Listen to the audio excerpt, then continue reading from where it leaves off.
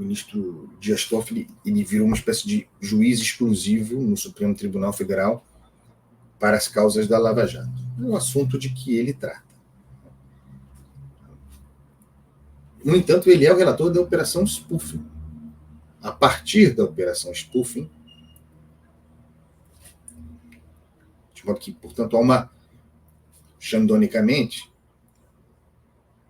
uma expansão das suas possibilidades, dos seus alcances, ministro Dias Toffoli. A partir da Operação Spoofing, daqueles áudios não, daquelas conversas a que se teve acesso a partir de um vazamento, a exposição de trocas de conversas indevidas, portanto, sim, havendo corrupção no devido processo legal, nas trocas entre juiz, no caso Sérgio Moro, e os procuradores da Lava Jato, da Força Tarefa da Lava Jato, muitos problemas identificados ali.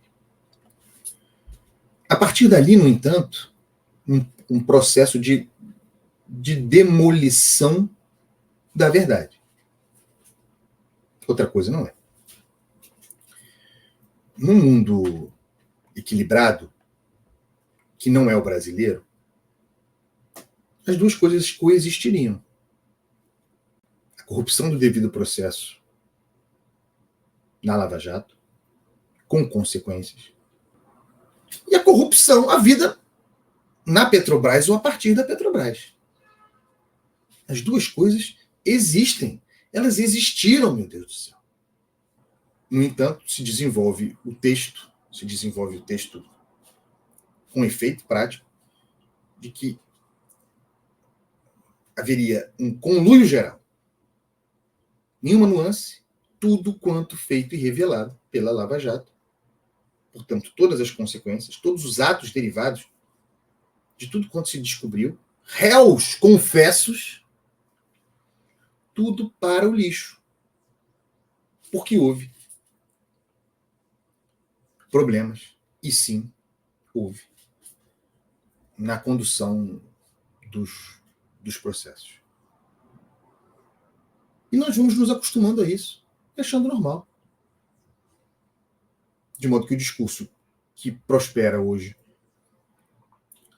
no Brasil, influentemente, é o de que, para se apagar a história, é de que houve uma grande armação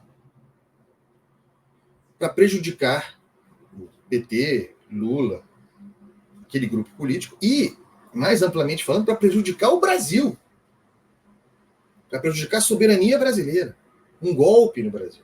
Nisso contido o impeachment de Dilma Rousseff. A turma pilhou a Petrobras, roubaram a Petrobras, barbarizaram a Petrobras, ou a partir da Petrobras. Corrupção braba. Portanto, aqueles agentes dinamitadores da Petrobras, aqueles que prejudicaram o Brasil e o futuro do Brasil, acusando o processo que, na prática, revelou a corrupção que eles praticaram de prejudicarem o Brasil. Os que prejudicaram o Brasil, acusando os outros, que não deixaram de prejudicar também, acusando os outros de terem prejudicado o Brasil. Nesse conjunto, na origem, está a ideia de que esses caras, imagine um Odebrecht da vida, de que esses caras foram submetidos a uma espécie de tortura para falar. Que um Marcelo Odebrecht da vida, um Emílio Odebrecht, você imagine que um cara desse foi coagido a confessar os crimes que cometeram. E isso é até um desrespeito à ideia, um desrespeito a quem foi vítima de tortura de verdade no Brasil. O ministro Dias Toffoli fala em pau de arara do século XXI. Imagine os caras reunidos, protegidos, defendidos pelas maiores bancas do país, fechando acordos benéficos para si, confessando os crimes que cometeram, porque de outra forma as penas seriam mais duras, negociaram essa confissão, riam. Há vídeos de Emílio Odebrecht rindo sobre tortura, admitindo como corromperam os agentes políticos. E aí a maré vira e eles foram vítimas de uma armação, de conluio, vítimas de pressão, tortura, pau de arara do século XXI, para confessar o que confessaram. E aí, claro, começam as desconfissões, né? O Estado está garantindo isso, o Supremo está garantindo esse processo de desconfissão. No entanto, é curioso, os atos são anulados, o que é delatado não tem mais valor, mas os benefícios dos acordos de leniência ou de delação, os acordos são mantidos. Então, você abre mão o Estado, né, do ônus sobre quem delata, né? Você abre mão, mas os bônus para quem delata são mantidos. Porque se o acordo continua de pé, novos processos, novas investigações não podem ser postos. E também já não se distingue mais o que foi acordo feito com a Lava Jato, especificamente, de Curitiba, com o Ministério Público Federal de Curitiba, e os acordos que foram feitos via Procuradoria-Geral da República, e muitos dos quais supervisionados pelo Supremo Tribunal Federal. O ministro Dias Toffoli tem, com frequência, desqualificado a supervisão dos seus colegas. Primeiro de Teoriza Vasco e depois, se eu não me engano, de Carmen Lúcia, que chancelaram, que endossaram boa parte desses acordos.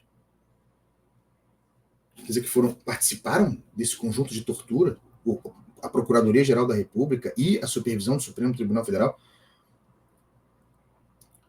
fecharam, aceitaram esse conjunto de tortura. Nulidade absoluta de todos os atos praticados contra um réu confesso, no caso, a última decisão, Léo Pinheiro, delator, confessou seus crimes. Todos os processos e condenações relativos a Léo Pinheiro anulados. Nulidade absoluta de todos os atos praticados contra, repito, um réu confesso.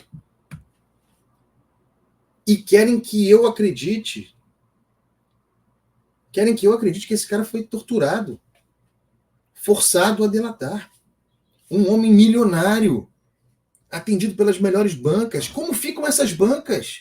Quem são as pessoas que advogaram para esse homem e permitiram isso? Quer dizer, então, que, por óbvio, a decisão de Dias Toffoli comunica a nós que os melhores advogados do Brasil são incompetentes, são lenientes com tortura, aceitaram isso. Os clientes têm que pedir o dinheiro de volta quanto pagaram para essas bancas. Foram orientados a fazer delação premiada sob tortura. Que isso?